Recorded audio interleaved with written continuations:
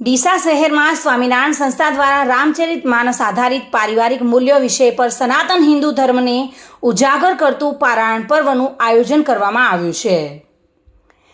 બીએપીએ સ્વામિનારાયણ સત્સંગ મંડળ ડીસા દ્વારા ડીસાના ટીસીડી ફાર્મ મેદાન ખાતે તારીખ 4 જૂનથી 9 જૂન સુધી રામચરિત માનસ આધારિત પારિવારિક મૂલ્યો સમજાવતું અને સમગ્ર હિન્દુ ધર્મને ઉજાગર કરતું પારાયણ પર્વનું આયોજન કરાયું છે, જેમાં વ્યાસપીઠ પરથી મુખ્ય વક્તા તરીકે ઇન્ટરનેશનલ વક્તા પૂજ્ય જ્ઞાનનયન સ્વામી પારિવારિક એકતાના મૂલ્યો સમજાવશે અને દરરોજ રાત્રે 8:30 કલાકથી 10:30 કલાક સુધી પૂજ્ય સ્વામીજી સનાતન હિન્દુ ધર્મ અને પારિવારિક એકતા દ્રઢ કરવા રામચરિત માનસ આધારિત મૂલ્યો સમજાવશે.